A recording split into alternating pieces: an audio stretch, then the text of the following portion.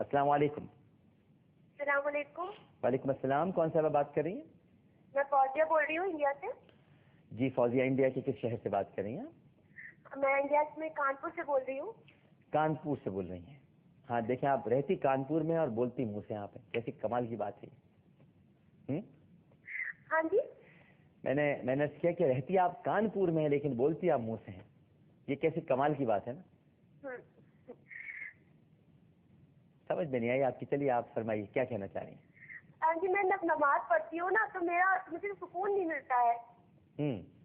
और जब कुरान से पढ़ूंगी तो कुछ टाइम तो बहुत चाह से लेके बैठूंगी, तो उसके बाद जैसे मन नहीं होता है, फिर रख दूँ। पर ऐसा क्यों होता है, मैं यही पूछना है। असल में जो सुकून है ना मेरी बहन, वो ये हमारा गुमान होता है और ख्याल होता है।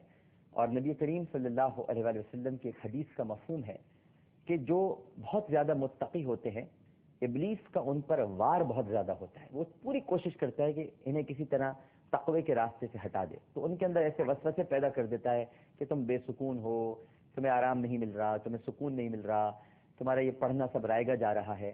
तो इसका मतलब ये है कि आप माशाल्लाह बहुत अच्छा पढ़ती हैं, बहुत अच्छी नमाजें आप अदा कर रही हैं, जब भी शैतान आप पर मुसलसल हमला कर रहा है। तो लिहाजा आप इन वसवसों पर ध्यान न दें और अपना काम जारी रखें। शैतान नामुराद हो जाएगा, नाकाम हो जाएगा। ठीक है मेरी बहन, बहुत शुक्रिया। एक और कॉलर हमारे साथ मौजूद है। अस्सलाम वालेकुम। वालेकुम अस्सलाम। जी कौन साहब बात कर रहे हैं? मैं अकील बोल रहा हूँ इंडिया से। इंडिया से अकील साहब किस शहर से बात कर रहे हैं? मैं एमपी से बोल रहा हूँ। मैं छोटा सा शहर है वहाँ से बोल रहा हूँ, एमपी के। एमपी, मध्य प्रदेश। मध्य प्रदेश का कौन सा शहर है? ये डिस्ट्रिक्ट होशंगाबाद है, पिपरिया। अच्छा अच्छा अच्छा, फरमाइए फरमाइए फरमाइए। बस हजरत ऐसा लगता है आपका प्रोग्राम सुनते रहे, खत्म ही ना हो बस। अल्हम्दुलिल्लाह अल्हम्दुलिल्लाह। तो आपकी आवाज और आपसे मुलाकात का बहुत दिल करता है कि आपसे मुलाकात करूं बस। इंशाल्लाह। देखिए हमारे जो घर वाले हैं वो तो इंडिया के ही रहने वाले थे। हमारे वालिद आगरे के थे और हमारी वालिदा दिल्ली की थी। तो मैं भी एक मरतबा भारत आ चुका हूँ, मगर दिल्ली से ही होकर चला गया था। इंशाल्लाह देखिए कभी भारत आएंगे तो आपके मध्य प्रदेश भी आएंगे इंशाल्लाह। जी सर, ये हजरत मैं आपसे ये कहना था कि मैं जितना पढ़ सकता हूँ, कुछ भी नमाज वगैरह इबादत करता हूँ जी, लेकिन कभी कभी बड़ा मन एकदम नमाजों से वो हो जाता है। टाइम ऐसा रहता है, टाइमिंग नौकरी का कि वो नहीं मिल पाता वक्त पूरा। वो कज़ा एक तरह से क्या अपन पढ़ते हैं उसको। वक्त तो मेरे भैया निकालना पड़ेगा। वजह यह है कि अल्लाह सुब्हानहू व तआला ने ये जो दुनिया हमारे लिए तख्लीक की है, ये दारुल अमल बनाई है। तो इस दुनिया को आप दश्त न समझें, ये दुनिया गुलजार भी है। यहीं पर आपको अमल के बीज बोने हैं जो आप आखिरत में अपने खूबसूरत शजर की शक्ल में उसका साया महसूस करेंगे। अगर आपने यहाँ अमल का बीज ना बोया मेरे भाई, तो आखिरत में आपके लिए कोई शजर नहीं होगा, और शजर नहीं होगा तो साया नहीं होगा, साया नहीं होगा तो बहुत शदीद धूप होगी, धूप होगी तो जल जाओगे, जल जाओगे तो ख़त्म हो जाओगे, खाकस्तर हो जाओगे। लिहाजा बेहतर है कि इस दुनिया में थोड़ा वक्त तो निकालना पड़ेगा। अब इस टाइम मैनेजमेंट में थोड़ा बहुत कुर्बानियाँ भी देनी पड़ती हैं। और असल में होता यह है कि हम तक़वे को इख्तियार करने की ज़्यादा कोशिश करते हैं।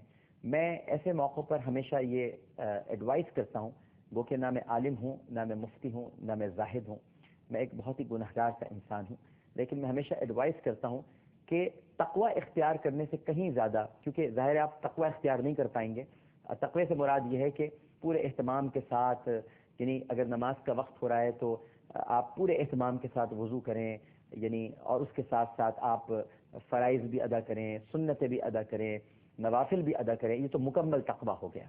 मैं कहता हूँ कि फ़र्ज़ अदा कर लें फ़ौरन, किसी भी तरह फ़र्ज़ को ना छोड़े बस, और वो जहाँ भी मौका मिले वक्त पर अदा कर लें।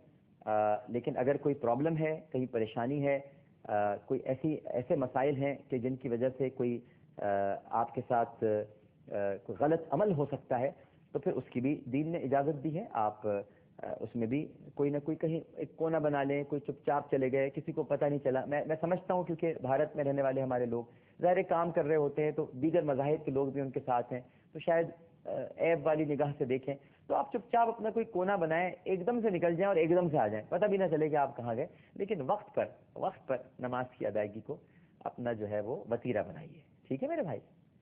بہت شکریہ. بڑی مہربانی. جی فرمائیے. نوکری کر رہا ہوں، وہاں میں ہائی کورٹ سے جیت گیا ہوں. اچھا جی. جی انہوں نے کہا کہ 3 مہینے کے اندر ان کو ریگولائز کریں. ٹھیک ہے. تو ایسی دعا کروا دیجیے حضرت، تو میں بھی اللہ سے دعا کروں گا کہ کم سے کم اس میں کامیابی ہو جائے، میں جوائن ہو جاؤں. بس انشاءاللہ آپ کے لیے دعا کرائیں گے. آپ انشاءاللہ کامیابی آپ کو ملے گی اور آپ جوائن ہو جائیں گے، آپ جوائن کر لیں گے انشاءاللہ. بے فکر رہیے، دعاؤں میں بڑا اثر ہوتا ہے، اور آپ بھی دعا کیجئے. اور انسان کی اپنی حاجت ہوتی ہے، اسے خود بھی پروردگار کی بارگاہ میں اپنی حاجت پیش کرنی چاہیے.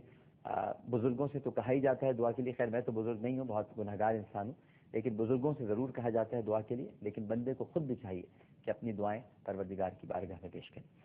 بہت شکریہ آپ سب لوگوں کا. پروگرام کا وقت اپنے اختتام کو پہنچتا ہے. میرا بھی جی چاہتا ہے کہ میں آپ سے بہت دیر تک باتیں کروں، لیکن ظاہر ہے کہ ایک وقت ہے. اچھا وقت کیوں ہے یہ کچھ سیکنڈ میں آپ کو بتا دوں. ہر چیز کا وقت مقرر ہے. پروگرام کا بھی وقت مقرر ہے، میرا بھی وقت مقرر ہے. یہ پوری کائنات ایک وقت مقررہ کے تحت مرز وجود میں آئی، اور وقت معلوم میں یہ کائنات ختم ہو جائے گی. میرا بھی وقت ختم ہو جائے گا.